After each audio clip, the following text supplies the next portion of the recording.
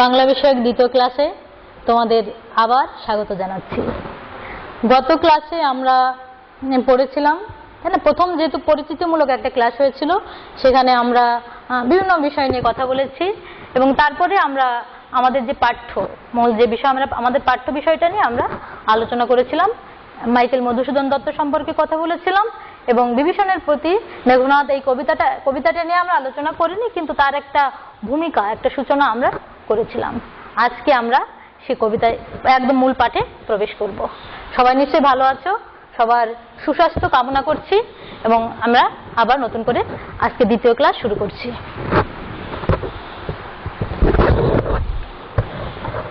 Michael Madhusudan Dutta, আমরা গত ক্লাসে বলেছিলাম যে তিনি প্রচণ্ড বিদ্রোহী মনোভাবাপন্ন একজন কবি। পুরাতনকে ভেঙে নতুন করে সবকিছু গড়ে তোলার যে চিন্তা চেতনা, সেই চেতনা তার ভেতর ছিল এবং সেই কাজ তিনি করেছেন। তার কবিতায় আমরা দেখি যে অমিত্রাক্ষর ছন্দ বলে একটা ছন্দ আছে, এই ছন্দের প্রবর্তক কিন্তু তিনি।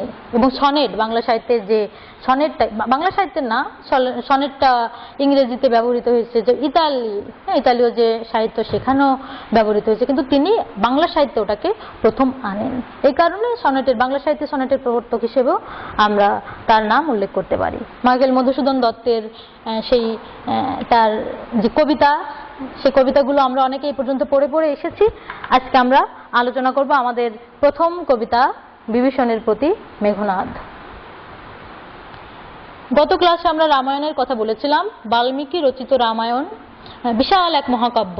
মহাকাব্য শব্দের অর্থ হলো এমন এক কাব্য অনেক বিস্তৃত পরিসরের হবে এবং সেখানে সে কাব্যের ব্যাপ্তি শুধু পৃথিবী হবে না, স্বর্গ, মর্ত এবং পাতাল, এই তিনটে তিন লোক বলা হচ্ছে, ত্রিলোক, তিনটে জায়গা, একটা স্বর্গ, বেহেশত, একটা মানবলোক অর্থাৎ এই যে পৃথিবী মর্তলোক, আর একটা হলো এই পাতাল। এই যে স্বর্গ, মর্ত, পাতাল, এই তিন জায়গা নিয়ে বিস্তৃত একটা কাব্য, সেটাই হলো মহাকাব্য। রামায়ণও সেই বিষয়টা আছে এবং ইলিয়াড, ওডিসি, এই যে মহাকাব্য দুটোর কথা তোমাদের বলেছিলাম, সেখানেও কিন্তু এই স্বর্গ, মর্ত এবং পাতাল, এই তিন লোকের কথা সেখানে বলা হচ্ছে। রামায়ণের কাহিনী অনুসারে রাম দেবতা এবং তিনি পিতার দেবতাদের পৃথিবীতে আসেন কখন? যখন পৃথিবীতে কোনো অনাচার দেখা যায় বা অধর্ম বেড়ে যায়, তখন দেবতারা পৃথিবীতে আসেন। রামায়ণে সেইভাবে বলা হচ্ছে যে রাম দেবতা, তিনি পৃথিবীর যে অন্যায়, অত্যাচার ইত্যাদি এখান থেকে অপসারিত করে মানুষকে রক্ষা করার জন্য তিনি এসেছেন এবং পিতার বাক্য, পিতার সত্য রক্ষা করার জন্য তিনি বনে গমন করেছেন এবং সেখানে তার স্ত্রী সীতা, তাকে হরণ করেছে রাক্ষসরাজ রাবণ। এবং রামায়ণে আমরা দেখতে পাই যে সীতাকে উদ্ধার করার জন্য রাম রাবণের রাজ্যে আক্রমণ চালিয়েছে। সীতাকে উদ্ধার, এর কারণটি ছিল সীতাকে উদ্ধার করা। রামায়ণে রামকে বীর যোদ্ধা হিসেবে উপস্থাপন করা হয়েছে, যেহেতু তিনি দেবতা, তার চরিত্র নিষ্কলুষ। রামায়ণও আমরা সেটা দেখি, রাম বীর যোদ্ধা। রাবণকে দেখছি একটা এখানে রামায়ণে রাবণ হলো খল চরিত্র, তাই না? আমরা যে জানি যে ইতিবাচক এবং নেতিবাচক চরিত্র থাকে, রাবণ হলো রামায়ণের নেতিবাচক চরিত্র, যে পরস্ত্রীকে অপহরণ করে নিয়ে গেছে, যে দাম্ভিক, নিজের ক্ষমতা, নিজের শক্তি নিয়ে খুবই দম্ভ করে। এটা রামায়ণের কাহিনী। কিন্তু মেঘনাদ বধ কাব্যে আমরা দেখছি যে মাইকেল মধুসূদন দত্ত বিষয়টা পুরো উল্টে দিয়েছেন। তিনি হোমারের সেই ইলিয়াড কাব্য, মহাকাব্য চারটের মধ্যে একটা হোমারের ইলিয়াড, সেই ইলিয়াড কাব্যকে অনুসরণ করে তিনি মেঘনাদ বধ কাব্য লিখছেন এবং এখানে রামকে তিনি দেবতা না ভেবে রামকে বলছেন সামান্য একজন মানুষ, যে বনবাসী এবং পররাজ্য আক্রমণকারী।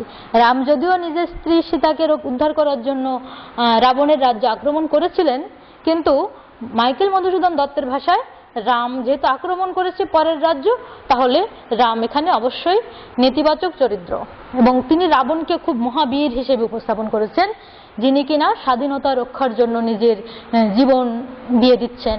একের পর এক তার পুত্র মারা যাচ্ছে আর রাবণ পুত্র শোকে হাহাকার করছে, অর্থাৎ পাঠকের সমবেদনা রাবণের প্রতি চলে আসছে। এই যে উল্টে দেয়া বিদ্রোহী যিনি, তিনি সমাজের সবকিছু, যে ধারায় চলে সমাজ, সেই ধারাটাকে তিনি উল্টে দেওয়ার চেষ্টা করেন। মাইকেল মধুসূদন দত্ত তাই করেছেন। এখানে দেখো একটা বিষয় দেখানোর জন্য ছবিটা এখানে তুলে ধরা হয়েছে। এই যে তোমরা দেখতে পাচ্ছ ছবিতে রাম কর্তৃক সমুদ্রে সেতু নির্মাণ।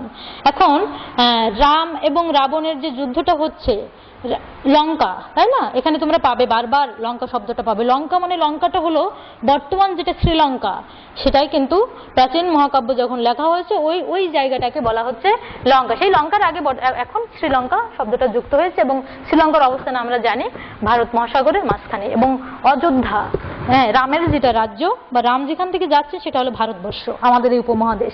এখান থেকে শ্রীলঙ্কায় সেই লঙ্কায় সেখানে রাবণ তার সীতাকে হরণ করে নিয়ে গেছে। রাম কি করেছিলেন?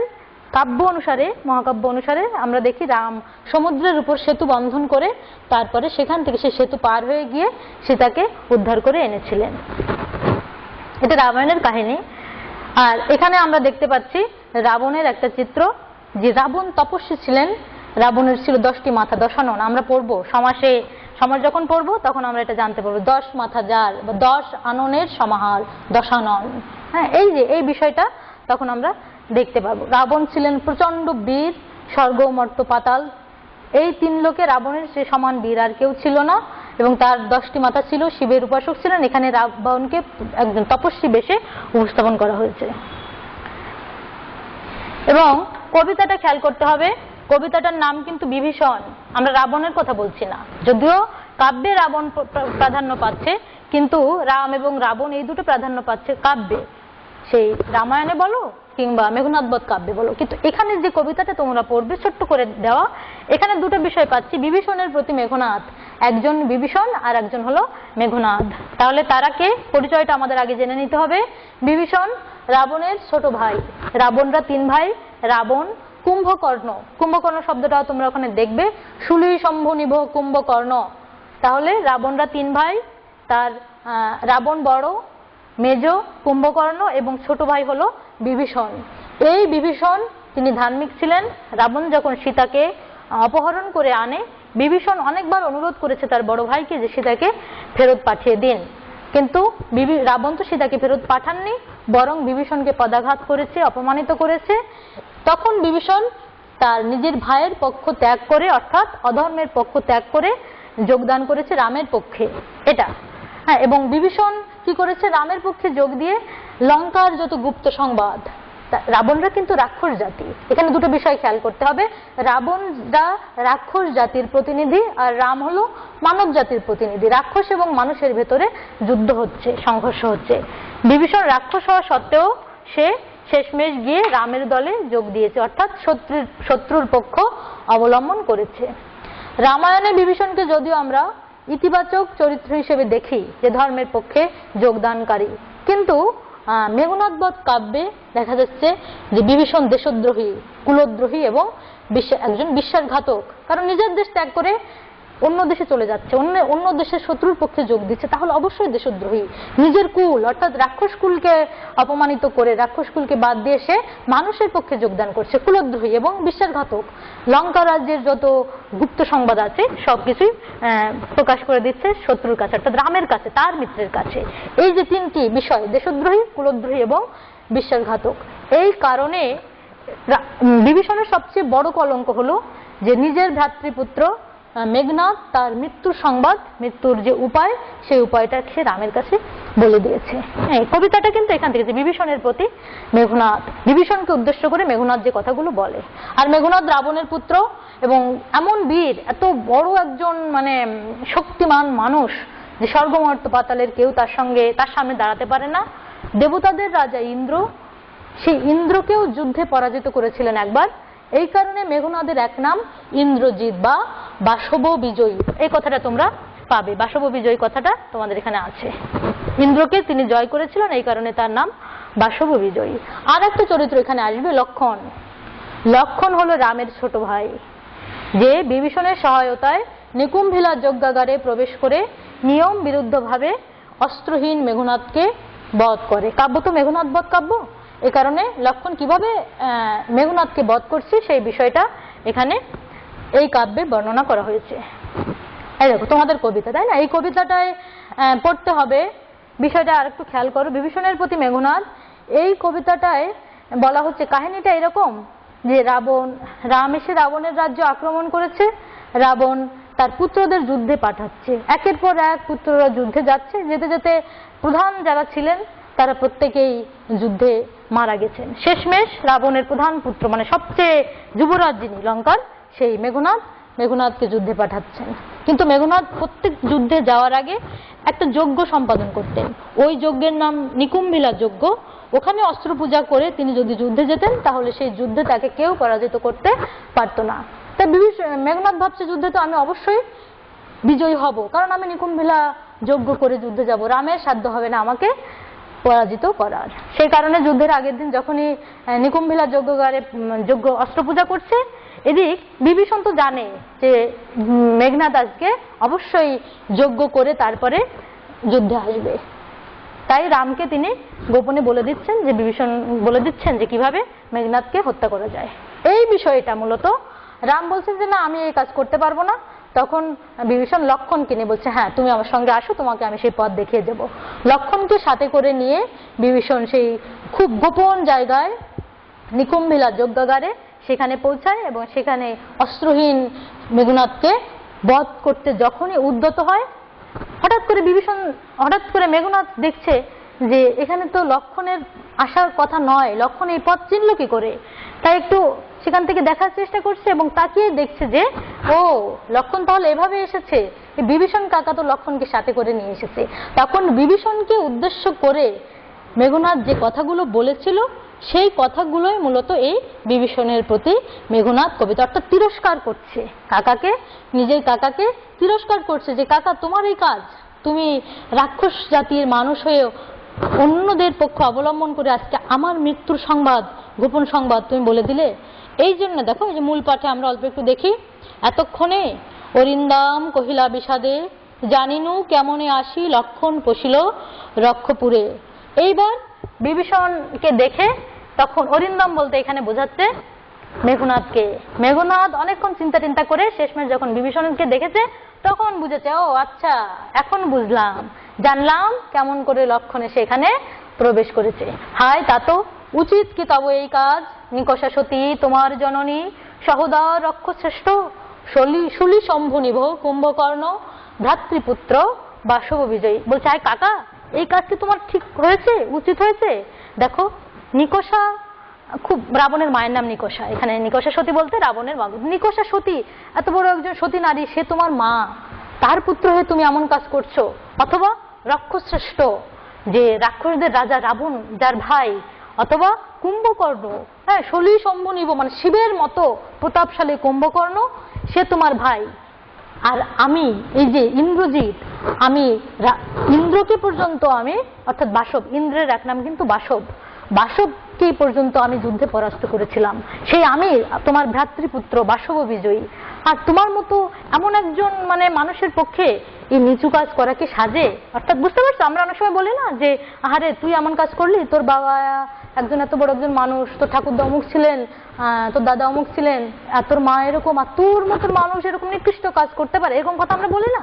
ঠিক তেমনি বলছে যে তোমার তো এরকম কাজ করা উচিত হয়নি কাকা, তোমার ভাই, তোমার ভ্রাতৃপুত্র, তোমার মা এরকম একজন মহৎ মানুষ সবাই, বুঝতে পারছো। এই কথাগুলোই প্রশ্ন দিয়ে শুরু করছে যে এই কাজ তোমার উচিত নয়। নিজ গৃহপথ তাত দেখাও তস্করে, তাত শব্দের অর্থ চাচা বা কাকা, তাই না। বিভীষণ হলেন মেঘনাদের কাকা বা চাচা, এই জন্য তাত শব্দ সংস্কৃত শব্দ এখানে বলছে নিজ গৃহপথ তাত দেখাও তস্করে, তস্কর মানে চোর। চণ্ডালে বসাও আনি রাজার আলয়, কিন্তু নাহি গঞ্জি তোমা গুরুজন তুমি পিতৃতুল্য। নিজের ঘরের পথ তুমি আজকে চোরকে দেখিয়ে দিলে, কেউ দেয় না। তা নিজের ঘরের পথ বা এটা চোরকে দেখিয়ে দিলে, তস্করকে দেখিয়ে দিলে। আর এই যে চণ্ডাল লক্ষণ, একে এনে তুমি রাজার আলয়ে বসাতে চাচ্ছ, কিন্তু তোমাকে আমি গঞ্জনা করব না, কারণ তুমি তো গুরুজন, অবশ্যই তুমি আমার পিতৃতুল্য, তুমি আমার পিতৃব্য, তোমাকে আমি বেশি খারাপ কথা কিছু বলবো না, কিন্তু তুমি যেটা করছো এটা উচিত নয়। তারপর বলছে কি যে ছাড়োদার যাব অস্ত্রাগারে, পাঠাইব রামানুজে সমন ভবনে, লঙ্কার কলঙ্ক আজি ভঞ্জি বাহবে। বলছে হ্যাঁ চাচা কাকা তুমি দ্বার ছেড়ে দাও, দ্বারের কাছে দাঁড়িয়েছিল তারা, বলছে দ্বার ছেড়ে দাও, আমি অস্ত্রাগারে যাব সেখান থেকে অস্ত্র এনে, মেঘনাদের কাছে কিন্তু তখন অস্ত্র নেই, পূজা করার সময় তো কেউ অস্ত্র নিয়ে বসে না, যজ্ঞ করার সময় ও শুধু শুধু বসেছিল, যজ্ঞের আগুন জ্বালিয়ে সেখানে ঘি টি আহুতি টাহুতি দিচ্ছিল, ঠিক তখন লক্ষণ অস্ত্র নিয়ে এসেছে, নিরস্ত্র একজন মানুষ মেঘনাদ। তাই বলছে কাকা দুয়ার ছেড়ে দাও, আমি এক্ষুনি অস্ত্রাগারে যাব, সেখান থেকে অস্ত্র এনে তারপরে যুদ্ধ করব, দেখবে তখন আমার বীরত্ব। বলছে পাঠাইব রামানুজে সমন ভবনে, রামানুজ বলতে কিন্তু লক্ষণকে বোঝাচ্ছে, রামের যিনি অনুজ, রামের ছোট ভাই লক্ষণ এসেছে তো মারার জন্য, তাই বলছে এই রামানুজকে আমি সমন ভবনে পাঠাবো। সমন ভবন মানে একেবারে সমন, জমদারে মেরে ফেলবো আর কি, এটি বলছে যে পাঠাইব রামানুজে সমন ভবনে, লঙ্কার কলঙ্ক আজি ভুঞ্জিব আহবে। লঙ্কার কলঙ্ক, তুমিও লঙ্কার কলঙ্ক, লঙ্কায় জন্মগ্রহণ করে লঙ্কার বিরুদ্ধে কাজ করছো, দেশের বিরুদ্ধে কাজ করছো, তুমি এক কলঙ্ক, আর এই লক্ষণ এরাও কলঙ্ক। এইসব কলঙ্ক আজকে আমি যুদ্ধ করব, যুদ্ধ করে এদের সবাইকে হত্যা করে মেরে আমি লঙ্কার সমস্ত কলঙ্ক সবকিছুর অপনোদন করব, অর্থাৎ কলঙ্ক দূর করব। বুঝতে পেরেছো? কবিতাটা তোমাদের একটু কঠিন মনে হতে পারে, এর কারণ হচ্ছে প্রচুর পরিমাণে সংস্কৃত শব্দ এখানে ব্যবহার করা হচ্ছে, এবং তোমরা পড়তে গিয়ে তোমাদের অবশ্যই খটমটে লাগবে, এবং তোমার তখন মাইকেল মধুসূদন দত্তকে একটু গালে গালেও পারতে পারো, বুঝতে পারছো? কিন্তু বিষয়টা হলো আমাদের পড়তে হবে, গুরুত্বপূর্ণ একটা কবিতা। এখানে দেখবে যে শেষের দিকে টিকা দেওয়া আছে তোমাদের বইতে, নতুন বই তো পাওনি, পুরাতন বই যেখানে আছে সেখানে দেখো শেষের দিকে টিকা দেওয়া আছে, টিকা পড়লে বা শব্দার্থ বা টিকা, ওটা পড়লে তোমরা কবিতাটা মোটামুটি বুঝতে পারবে, আর আমি তো আলোচনা করে যাব, বুঝতে পারছো? এভাবেই তোমরা পড়তে থাকো, বাড়িটা যেটাই দেওয়া থাকলো কবিতাটা বারবার পড়ো, সামনের ক্লাসে আমি আবার এই বিষয়ে আলোচনা করব। তা ঠিক আছে, সবাই ক্লাস হলো, ভালো থাকো, সুস্থ থাকো, এবং পড়াশোনা এখন থেকে শুরু না করলে হবে না, বুঝতে পারছো? প্রথম দিকে অনেকে মনে করছো যে করোনার ভিতর পড়াশোনা করবো কিনা, একটু সময় কাটে, সময় তো অনেক কাটলো, অনেকদিন সময় কেটে গেছে, এখন নতুন করে আবার পড়া শুরু করো, এবং বাইরের বই পড়তে হবে প্রচুর পরিমাণে। আমি বলেছি কত ক্লাসে সাহিত্য পড়তে হবে, হ্যাঁ সাহিত্যের বই পড়তে হবে, এই সময়টা তোমরা কাজে লাগাও, যে কোনো কিছু পড়ো, মানে পড়ার ভেতর থাকো, অত বেশি একটা সময় তোমরা বিনা কাজে ব্যয় করো না, ঠিক আছে? ভালো থাকো, সবার জন্য আবার শুভকামনা।